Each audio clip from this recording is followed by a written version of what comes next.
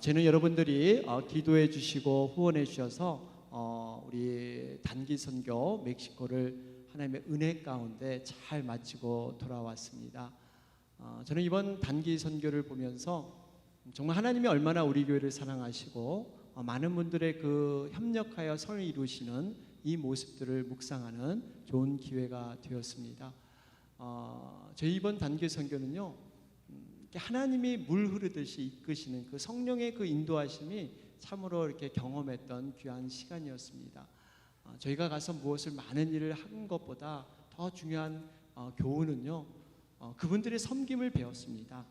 정말 그분들이 어려운 가운데서도 자기 집을 이렇게 안방까지 다 내주면서 정성스럽게 마음을 다해서 우리를 섬겨주시고, 특별히 우리가 집을 방문했을 때 만난 많은 영혼들이 이렇게 저녁에 초청돼서 처음 주님의 성전을 밟으면서 예수님을 영접하는 이러한 귀한 역사들이 있었습니다. 이런 것은 여러분들의 그 기도와 후원이 있었기 때문에 또 하나님의 은혜가 있었기에 이런 아름다운 역사가 일어난 줄 믿습니다. 그러면서 저는 정말 우리 에덴을 향한 하나님의 뜻들, 우리가 이러한 그 영혼 구원의 놀라운 그러한 불꽃들이 꺼지지 아니하고 이 지역 가운데 과연 우리가 할 것이 무엇인가? 우리가 전도하는 부분, 우리가 선교는 전도와 분명히 맞물려 있는데 우리가 선교로 끝날 것이 아니라 일회성의 그런 아름다운 기억으로 추억으로 끝날 것이 아니라 이곳 가운데서 하나님이 원하신 것이 무엇일까? 우리가 고민하면서 이러한 영혼 구원에 더욱더 힘쓰시는 우리가 되시기를 주님의 이름으로 축원합니다. 아멘. 오늘 우리 7월 첫째 주는요, 성찬 예배로 드리게 됩니다. 이런 말이 있습니다. 설교는 듣는 말씀의 성찬이다 이러는데요, 반대로 성찬 예식은 말씀을 눈으로 확인하고 입으로 먹음으로 말미암아 성령의 임재를 체험하고 예수 그리스도와 함께 연합하는 의미가 있다, 이런 말씀이 있어요. 그러니까 우리가 성찬 예식은 말씀을 이때까지 귀로 들었는데 우리가 이 성찬 예식은 말씀을 입으로 먹는 겁니다. 그러면서 눈으로 확인하는 거예요. 그 말씀이 우리의 이 육신 가운데 들어오고 우리의 심령 가운데 들어옴으로 말미암아 말씀이 육신이 된 그 성육신의 사건을 우리도 체험해 보는 것이 여러분 성찬 예식이에요. 그러면서 이 먹는 자마다 이제는 내가 산 것이 아니라 내 안에 사신 그리스도, 그 영을 통해서 우리가 살아가고 있음을 다시 한번 고백하는 것이 이 성찬 예식에 있습니다. 그러면서 이 성찬 예식을 우리가 거행할 때 여러분이 그 십자가의 사건을 붙들어야 돼요. 예수님께서 어떻게 우리를 위해서 주에서 돌아가셨는가, 그 십자가의 희생과 그 헌신의 사건을 우리가 떠올리면서 여러분이 이 떡과 이 잔을 받을 때 성령의 놀라운 임재와 그 동행하심이 이 공간 가운데 또 고백하는 모든 성도님들 그 심령 가운데 여러분 나타날 줄 믿습니다. 이것을 우리가 생각하면서 오늘 성찬 예식을 함께 이뤘으면 좋겠습니다. 여러분, 십자가가 주는 그러한 교훈이 무엇일까요? 사랑과 희생이죠. 과연 그 사랑과 희생이 우리에게 어떠한 메시지를 주고 있을까? 이것을 우리가 묵상하면서 함께 좀 나아가길 원합니다. 일본의 그 유명한 기독교 문학가 중에 한 사람인 엔도 슈샤쿠라는 사람이 있습니다. 이분이 쓴 소설이 침묵이라는 그러한 소설이에요. 여러분 아마 들어보신 분도 있으리야 생각을 하는데요, 이 소설은 전 세계 크리스찬들에게 많은 그런 신금을 주면서 감동을 주었던 그런 명작으로 평가받고 있는 그러한 소설입니다. 이 소설의 배경은 17세기 초로 돌아가게 됩니다. 포르투갈 그러한 선교사 중에 이 페레이라라는 그러한 신부가 계시는데 이분은 굉장히 영성이 뛰어난 분이었어요. 그래서 많은 사람들에게 경외함을 받고 존경함을 받았습니다. 뿐만 아니라 굉장히 그 성경적인 지식과 신학적인 지식이 많았기 때문에 이 가르치는 은사가 있어서 많은 제자들을 이렇게 가르쳤던 그런 신학자로도 유명한 그러한 분이십니다. 이분이 일본 선교에 헌신하게 되었어요. 그런데 일본에 도착해 보니까 이 기독교를 탄압하는데 말할 수 없는 심한 그런 핍박과 탄압이 있었습니다. 여러분, 일본에는 그 온천이 유명하죠. 온천이 유명한데 이렇게 기독교 이 주님을 믿는 사람들을 만나면 옷을 전체 벌게 벗기고 아주 무서운 고문을 하게 됩니다. 칼로 상처를 내게 되고, 그러면서 거기에 이 뜨거운 물을 부어가지고 이런 일을 반복적으로 해서 고통받아 죽이는 경우가 있었습니다. 뿐만 아니라 사람들을 뜨거운 돌에 묶어가지고, 여러분 온천이 얼마나 뜨겁습니까? 거기에 던져버려요. 거기서 완전히 익혀서 익사해서 죽게 하는 이러한 탄압이 그곳 가운데 있었습니다. 제가 얼마 전에 이제 우리 미국에 도착해서 인터넷이 돼서 이렇게 여러분이 카톡으로 우리 이제 아시는 목사님께서 이렇게 글을 보내셨더라고요. 7월 4일 날 보내셨는데, 지금 IS 여러분 아시죠? 이슬람 급진 세력, 얼마나 무지막지한 이런 세력입니까? 이라크를 공격을 했다고 하죠. 이라크 중에서 가장 크리스찬이 많은 도시를 점령했어요. 그것이 바로 이 라카곳이라는 그러한 곳인데요. 이곳을 점령해서 이 사람들이 기독교인들을 잔혹하게 참사시키는 이러한 그 참수형을 시키는 일들이 있다고 기도해달라는 그러한 글을 보내왔습니다.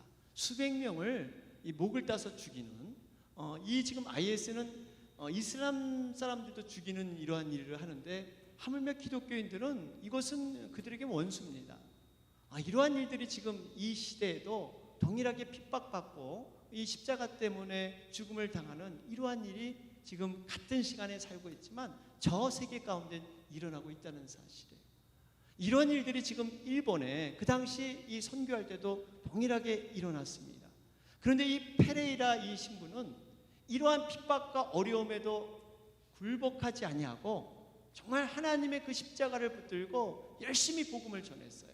그 소식이 유럽 사람들에게는 굉장한 위로가 되었고 도전이 되었습니다. 그곳에서 이 신부님이 그렇게 열심히 복음을 전하고 그 열정을 가지고 순교하게 정말 두려워하지 않은 그 모습이, 그 소식이 전달되면서 굉장한 힘을 얻었어요. 그런데 어느 날 뜻밖의 소식이 전해지게 됩니다. 이 신부님이 그동안 신앙의 절개를 가지고 열심히 복음을 전하다가 배교를 했다는, 그리스도를 배반했다는 소식이 전해지게 됩니다. 그 본국이 포르투갈에 전달되면서 사람들이 귀를 의심해요. 아니, 이럴 수가 없다. 다른 사람을 몰라도 그 신부님만큼은 배교하지 않으실 분인데 그럴 리가 없다. 사람들이 그 말을 믿지 않습니다. 거기서 새 제자가 지원을 해요. 일본 선교를 다시 잊고 싶은 마음도 있고, 특별히 그 사실을 확인하고 싶어서 새 제자가 지원을 하는데, 그 중에 하나가 로드리고라는 그러한 젊은 신부입니다. 이 사람이 일본에 닿자마자 어떠한 복음을 전하기 전에 그 일본 그 군사들에게 체포를 당하게 돼요. 그러면서 계속해서 배교를 억압받게 됩니다. 네가 예수님을 부인하면 우리가 살려줄 것이다. 그러면서 예수님의 이 얼굴에 있는 그 사진을 밟고 지나가라. 이것을 밟고 지나가면 네가 그 예수님을 정말 부인한 것으로 알고 우리가 목숨을 살려줄 것이다. 이렇게 유혹을 합니다. 그 순간에 예수님의 얼굴을 보니까 이 예수님의 그 사진이 수많은 사람으로 짓밟혀 있었어요. 그러면서 그 예수님이 과거에 봤던 그 예수님의 모습이 아니었어요. 유럽에서는 예수님이 왕관을 쓰고 왕이신 예수님, 뭔가 힘이 있고 권력이 있는 그러한 그 예수님을 봤는데, 여기 예수님을 보니까 그 고난과 동참하면서 핍박당하면서 어려움 당하는 그 사람들과 함께하는 그 일그러진 예수님의 얼굴을 보게 됩니다. 그 예수님의 얼굴을 보는 순간 눈물이 나오면서 그 예수님께서 뭔가 말씀하시는 그러한 소리를 듣게 돼요. 그 얘기가 바로 이렇게 얘기하셨어요. 네가 나를 밟아라. 나는 밟히기 위해서 이 세상에 온 것이 아니냐. 나를 밟을 때 내 마음이 정말 아플 것이다. 그러나 나는 너를 이해한단다. 네가 아파하는 그 사랑만으로도 나는 충분해. 나를 밟고 지나가.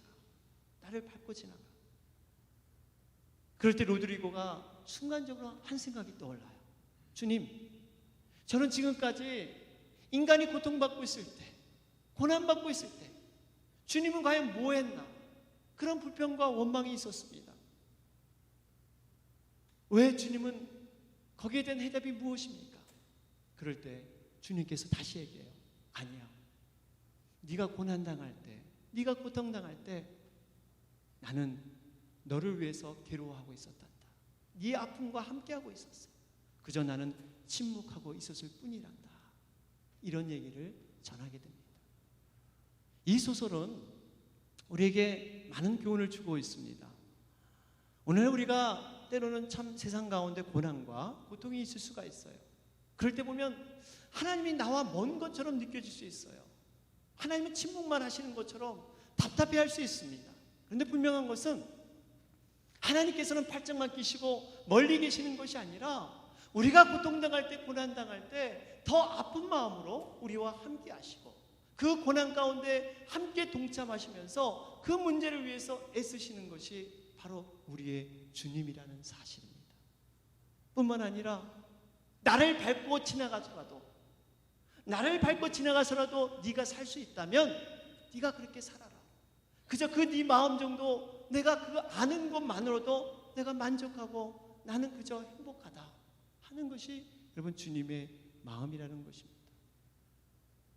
우리가 깨달을 교훈이 있습니다. 여러분 우리가 인생을 살아갈 때 절망과 고통이 있죠. 우리의 인생은 분명히 있습니다. 평안만 있는 것이 아닙니다. 근데 중요한 사실은 우리가 고통과 절망이 있는 것은 그 원인이 사건과 환경 때문이 아니라는 사실입니다.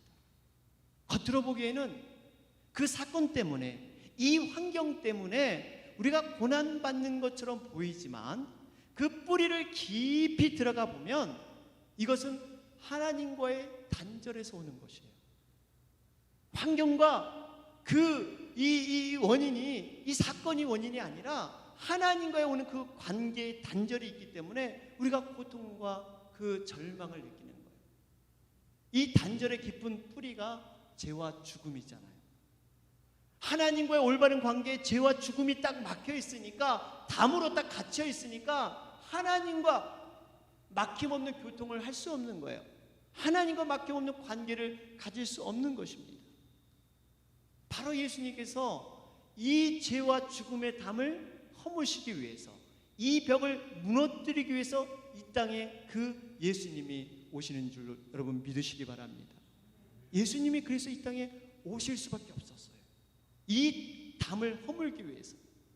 오늘 본문 12절은 그렇게 말씀하고 있지 않습니까? 우리 12절을 보면 그때 너희는 그리스도 밖에 있었고 이스라엘 나라 밖에 사람이라 약속의 언약들에 대하여 외인이요 세상에서 소망이 없고 하나님도 없는 자이더니. 그래요.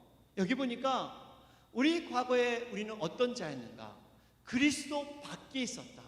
하나님의 사랑 밖에 있었고 하나님의 구원과는 전혀 상관없는 자들이 바로 우리들이었어요. 더군다나 언약들에 대해서 외인이다. 하나님의 언약을 통해서 구원시켜 주시고 하나님의 백성으로 끝까지 보장해 주시며 보호해 주시는데 그 언약과는 전혀 상관없는 자들이 바로 우리들이었어요. 더군다나 세상에서 소망이 없고 하나님도 없는 자들아. 여러분 우리가 열심히 살고 내 것을 위해서 성취하고 무엇을 얻어가지만 그 안에 소망이 있는가? 그 안에 영원한 평안이 있었는가? 그것도 아니라는 거예요. 여러분이 짊어지고 있는 것조차 행복하지 못하고 만족하지 못하고 평안을 얻지 못하는 세상에 소망이 없는 이 불안감으로 하루하루를 살아가는 그러한 존재가 바로 우리들이었다는 사실입니다. 이 모든 원인이 어디서 왔다고요? 바로 죽음에서 왔다는 거예요. 죽음의 거대한 산이 있었기 때문에 그것 때문에 모든 인생의 불안함과 두려움이 거기서부터 출발되었다는 사실입니다.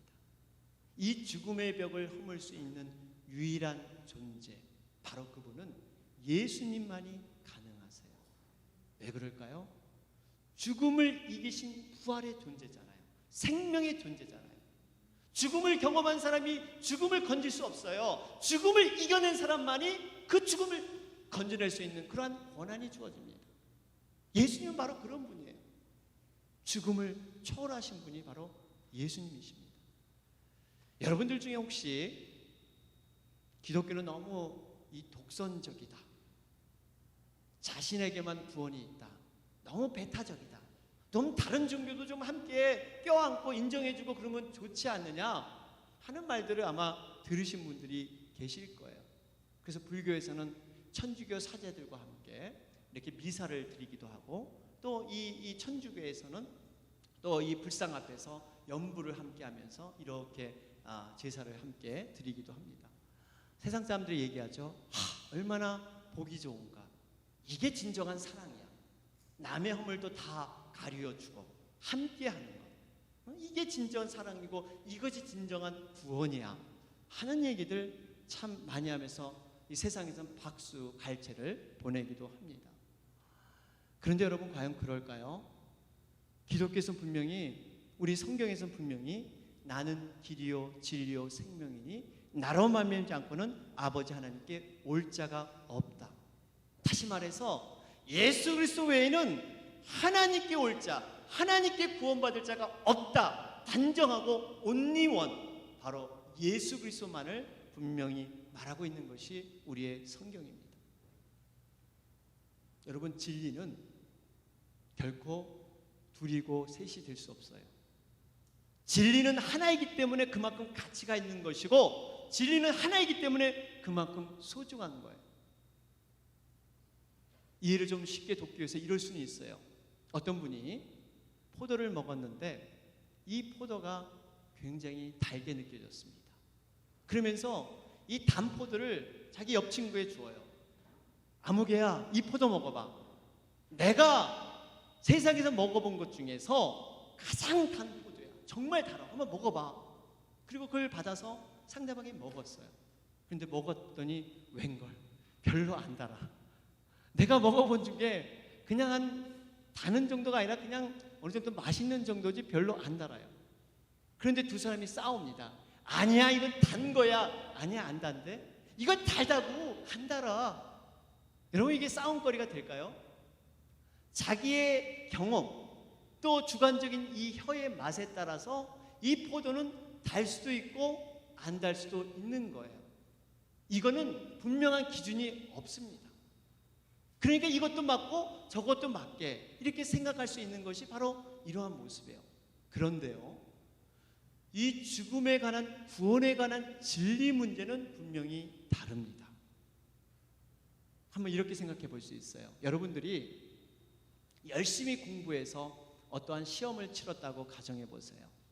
끝나고 답을 맞추었습니다. 채점을 하는데 그 답이 이것도 되고 저것도 된다. 여러분, 이것은 굉장히 혼란을 가져올 거예요.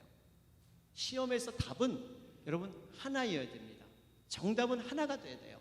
둘, 셋이 있을 수가 없습니다. 그런데 어떤 사람이 갑자기 나오더니 근데 답이 자신이 틀리니까 사람들을 모아놓기 시작합니다. 여러분, 저처럼 답을 쓴 사람 한번 손 들어보세요. 그랬더니 반 이상이 드는 거예요. 답이 다 틀렸어요. 이것 보십시오. 이렇게 많은 사람이 지금 이렇게 답을 썼는데 그 답만 이렇게 오로지 옳다고 생각하는 것은 그 생각이 다릅니다.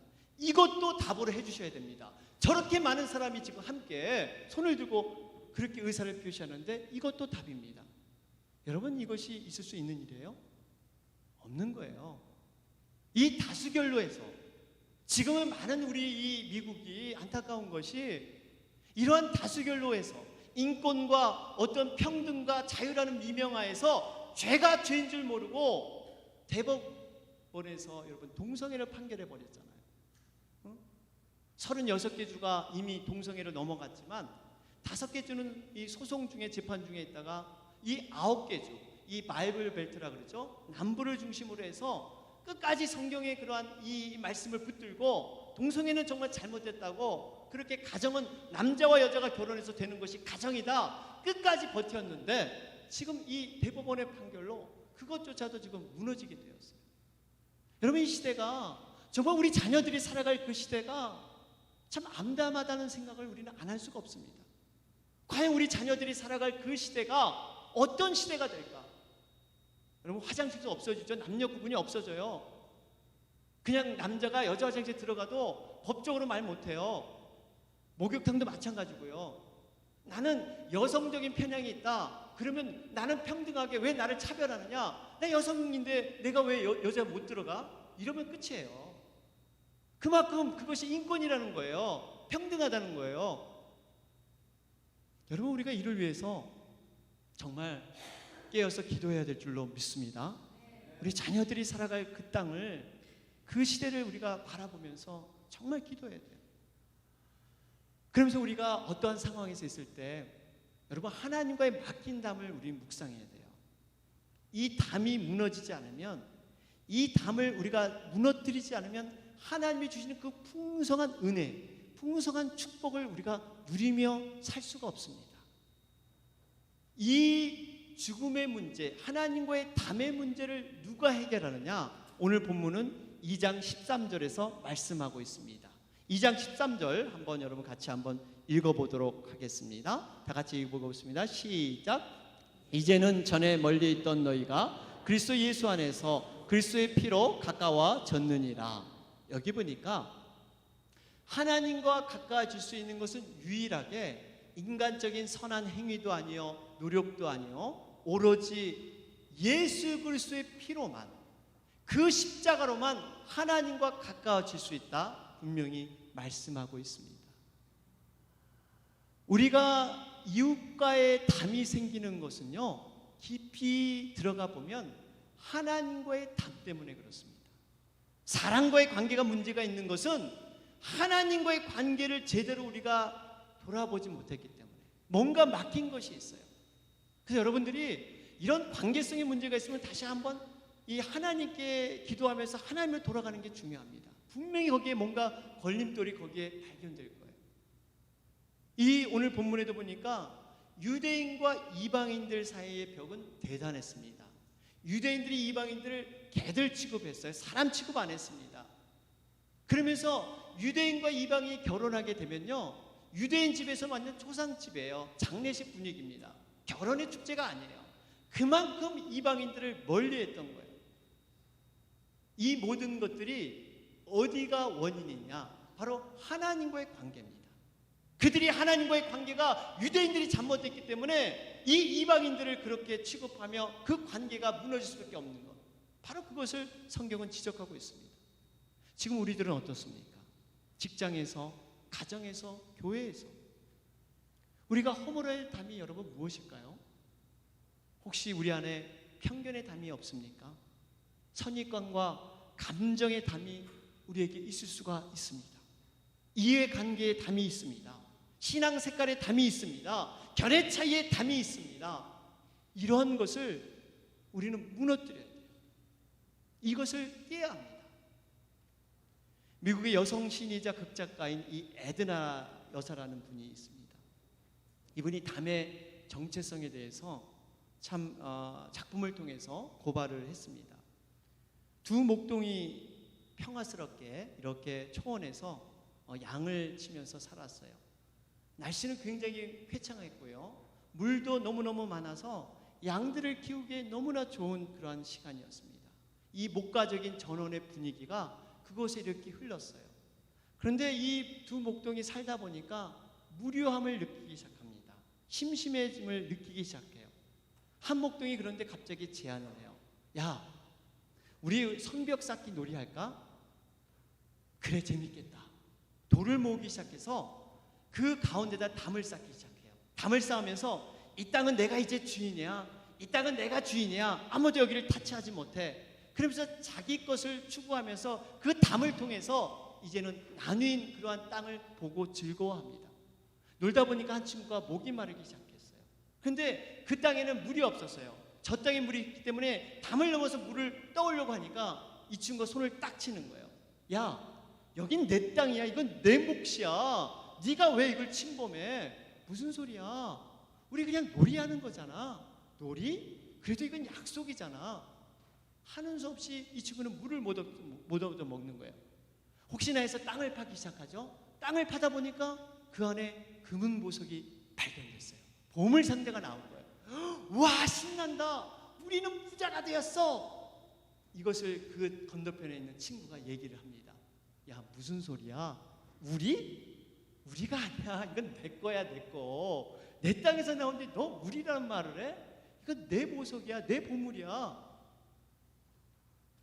각자의 것을 가지고 만족하기 시작해요. 그런데 지내다 보니까 목이 마른 거예요. 아무리 금은 보석이 있어도 목마른 걸 얻을 수 없잖아요. 친구에게 제안을 합니다. 야, 내가 진주 목걸이 하나 줄게. 물 한 바가지만 나 다오. 그래? 그러면서 이 친구가 물을 떠다 주면서 진주 목걸이 내가 네 목에 걸어줄게. 그래서 목에 싹 거는 척하면서 목을 딱 졸라서 목 졸라 죽여요. 드디어 내가 다 쟁취했다. 시원하게 물을 한 바가지 딱 마시는 순간 먹고 나서 푹 쓰러져 죽습니다. 거기에 독을 탄 거예요. 두 사람이 쓰러졌을 때 비로소 담이 무너지기 시작합니다. 우리에게 주는 교훈이 커요. 인간은 자기들의 이기심의 담을 스스로 쌓아간다는 것입니다. 자기 것을 공유하기 위해서 담을 만들어서 그 담을 통해서 자기 것, 이기심, 이 이기심이 스스로 담을 만들어서 이 불화를 만든다는 사실이에요. 처음에 장난으로 했습니다. 별거 아닌 것으로 했어요. 말이 말을 만드는 겁니다. 오해가 미움을 낳고 원망을 낳고 시기를 낳고 살인을 낳는 거예요. 쉽게 장난으로 시작했어요. 장난으로. 우리 벽돌 쌓기 놀이하자, 담 쌓기 놀이하자, 장난으로 시작했던 것이 말이 말을 낳는 거예요. 그런데 언제 이 담이 무너집니까? 두 사람이 죽을 때. 두 사람이 죽을 때. 여러분, 우리의 담은요, 내 자아가 죽지 않으면, 내 자아가 십자가에 못 박히지 않으면 이 담과 벽은 허물 수가 없습니다. 상다벽이 허문다고 해서 여러분 허물해질 것 같습니까? 나에겐 아직도 담이 있는데, 나에게 아직도 보이지 않는 벽이 있는데 상다벽이 허문다고 해서 여러분 그것이 허물해질 것 같습니까? 절대 안 그렇습니다. 우리 자신이 죽어야 돼요. 내 과거는 죽고 세상에 사는 모든 모습은 죽고, 그래야만 그 내 안에 사는 그 예수 그리스도의 영이 여러분 새롭게 살아날 줄 믿습니다. 그것이 곧 우리의 모습이 되어야 됩니다. 미국을 여러분 유나이티드 스테이츠 오브 아메리카, 우리 미합중국이라고 하죠. 미합중국. 각 나라와 각 민족과 각 언어 쓰는 사람들이 모여서 한 나라가 됐어요. 그래서 과거에는 여러분 이민정책의 멜팅 팟, 용광로 속에 다 때려놔가지고 하나로 이렇게 나오는 작품, 하나의 그런 모습으로, 하나의 형상으로, 미국은 하나다. 그래서 하나의 모습으로 사는 것을 이민 정책으로 썼다 그랬죠. 그러나 요즘은 다르다 그랬잖아요. 레인보우 정책이라고 합니다. 레인보우가 뭡니까? 각 나라와 민족과 언어를 인정하면서 각자의 색깔을 인정하되 하나로 뭉치는 것이 레인보우예요. 그래서 미국은 소수민족에 대해서 굉장히 배려를 많이 합니다. 보호하는 차원에서 이 학교 가면 장학금도 많이 주고, 이 소수민족, 왜냐하면 그 소수민족을 잘 이렇게 서로 섞일수록 이렇게 도와주는 것, 이 레인보우 정책을 많이 쓴다 그래요. 여러분, 교회도 마찬가지입니다. 교회는 레인보우예요. 수많은 사람들이 부족한 모습으로, 죄인의 모습으로 모여드는 것이 교회입니다. 배경도 다르고 개성도 다르고 견해도 다르고 생활 형편도 다르고 신앙 색깔도 다르고 얼굴 생김새가 다른 것처럼 모든 것이 달라요. 그래서 예전에 목회자들이 이 목회와 선교를 따로 떼어서 생각을 했습니다. 목회는 목회, 선교는 선교. 그런데 요즘은 달라요. 선교적인 목회입니다. 교회가 많은 갭이 있다는 거예요. 세대 간의 갭, 여러 가지 모습의 그 차이를 인정하면서 선교학적인 관점에서 교회를 목회해야 된다는 것이 바로 목회자들의 고백입니다. 여러분, 교회는 다양해야 돼요. 그걸 인정해야 됩니다. 서로가 다른 점, 어쩌면 하나님께서 다양성을 통해서 창조적인 사역을 하게 하셨습니다. 서로 다름이 있기에 이것이 나쁜 것 같지만 서로 다름이 있기에 좋은 것이 더 많습니다. 첫 번째로 우리가 서로 다르니까요, 이것을 하나 되기 위해서 끊임없이 기도하는 거예요. 성령을 붙들고 하나 되면서 기도해 나가고요, 다름이 있기 때문에 만족하지 않고 변화될 수 있다는 그러한 좋은 기회도 있습니다. 여러분 생각해 보세요. 모든 생각과 모든 그러한 이 모습이 비슷하다 그러면 썩은 물처럼 고여질 거예요. 다름이 있기 때문에 새로운 의견을 받고 새로운 모습으로 자극을 받아서 변화되고 움직일 수 있는 것, 이것이 바로 다른 점의 그런 장점입니다. 우리가 결혼하신 분 보면요, 성격이 비슷한 분이 잘 살 것 같은데 절대 그렇지 않죠? 처음에는 그런 것 같은데 성격이 다른 분들이 이 처음에 조정하고 맞추는 시간, 이해되는 시간이 물론 있기는 하지만, 서로 이렇게 투닥투닥 거리는 것도 있긴 하지만, 궁극적으로 멀리 보게 되면요, 이분들이 더 잘 사세요. 서로 연약한 점을 보완해주고 서로 도와주니까 이 가정이 얼마나 정말 잘 되는지 몰라요. 여러분, 교회 공동체도 마찬가지입니다. 교회는 다양성 속에서 통일을 향해 나가는 거예요. 다시 한번 말씀드리면, 교회는 다양성 속에서 통일을 해 나가는 겁니다. 여기서 우리가 중요한 것은 한 가지, 다양성을 우리는 주장하되 이 다양성을 인정하되 다양성을 고집해서는 안 돼요. 좀 어렵죠? 여러분, 다양성을 인정하는 건 좋은데 이것이 끝까지 고집하면서 나는 이렇게 다양한 것이야, 이렇게 고집해서는 안 된다는 거예요. 성경에서 분명히 얘기하잖아요. 성령 안에서 이미 하나 된 것을 힘써 지키라. 이미 된 거예요. 이미. 여러분, 우리가 하나로 이루어가는 게 아니라 이미 하나님이 약속하셨고 선포하셨고, 이미 already 우리 믿는 자들, 크리스찬은 과거에 완결이 된 것을 가지고, 결론된 것을 가지고 살아가는 과정에 있는 것이 바로 이 크리스찬입니다. 이미 우리는 하나 된 거예요. 그거를 붙들고 나갈 때 모든 어려운 그러한 다양성의 문제도 해결할 수 있는 이러한 통일성이 나오는 거예요. 그러면서 서로 사랑함으로 너희가 내 제자인 줄 알리라. 이 사랑, 이번 선교도요, 저희가 많은 일을 하려고 하지 않았습니다. 물론 하나님이 은혜를 주셔서 열매가 나타나긴 했지만, 많은 일을 하는 것이 아니라 우리 9명이 서로 사랑하고 섬기고, 이 모습이 이 멕시코 이 현지 분들에게 전달이 되는 거예요. 저분들이 왜 미국에서 좋은 편안한 생활을 버리고 왜 이곳까지 와서 우리를 섬기고, 저분들이 어려운 상황에서도 서로 위하고 아끼는 그 모습을 볼 때 저절로 선교가 되는 거예요. 그게 선교입니다. 선교는 다른 게 아니에요. 그 모습을 우리가 보여주고 우리는 그들 통해서 배우고 그것을 공급받고 교훈받고 여기에 온 것입니다. 사랑하는 여러분, 오늘 우리 성찬 예식을 통해서 다시 한번 여러분 생각해 볼 것이 있습니다. 우리가 이 성찬의 피를 마실 때, 피를 마시면요, 내가 피 흘리기로 살 것을 고백하는 거예요.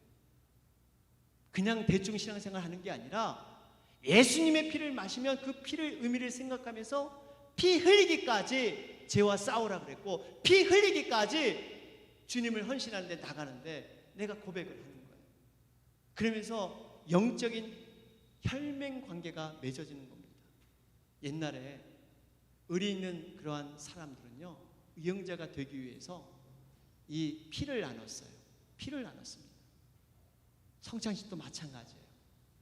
주님을 통해서 혈맹 관계가 돼서 우리가 서로의 형제, 누구도 깰 수 없는 서로의 형제됨을 확인하는 것이 바로 이 성찬 예식인 줄 믿으시기 바랍니다. 먹고 마시는 사람마다 주님의 살의 조각이 다 조각날 때 우리가 뭉쳐지면 예수님의 형상이 나타나는 거예요. 그게 교회입니다. 먹었던 그 조각을 먹었던 사람들이 같이 모이면 교회 공동체가 형성이 돼요. 그것이 딱 모자이크처럼 맞아지면서 예수님의 형상이 나타나는 거예요. 바로 우리들이 그러한 존재입니다. 그렇기 때문에 여러분의 한 조각 한 조각들이 그만큼 중요한 거예요. 퍼즐이 하나 빠져보세요. 얼마나 보기 흉합니까? 여러분의 한 조각이 바로 그 모든 퍼즐로 맞춰져서 주님의 몸이, 주님의 공동체가 이곳 가운데 세워질 줄 믿습니다. 바로 그러한 의미가 성찬 예식에 있습니다.